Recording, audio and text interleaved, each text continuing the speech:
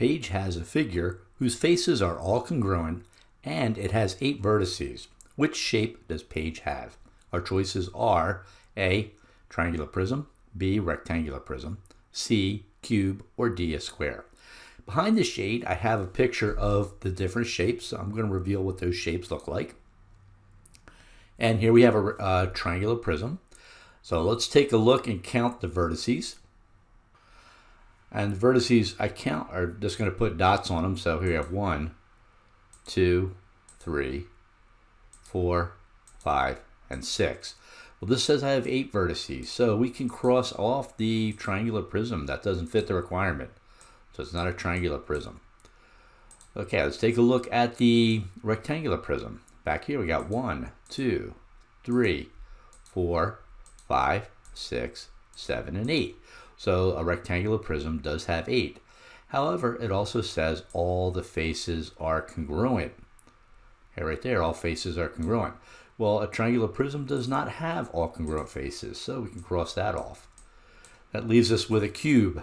Okay, let's take a look and count the vertices of a cube. So we have 1, 2, 3, 4, 5, 6, 7, and 8. Well, that fits, and a cube has all the faces that are congruent as well. So it looks like it could be a cube. Now, some people might say, hey, what about a square? Okay, well, check this out. First of all, square is a flat object. It's not a three-dimensional object, and it only has 4 vertices. 1, 2, 3, 4. It's not a three-dimensional object with faces. So that's why a square is not an option. Okay, it's not even a three-dimensional object, and it doesn't have a number of vertices.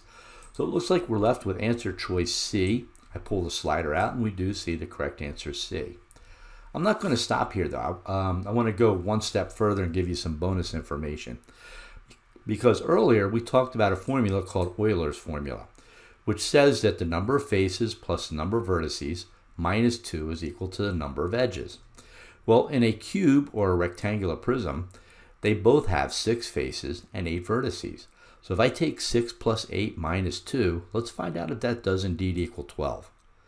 Well, 6 plus 8 is 14, and 14 minus 2 does equal 12.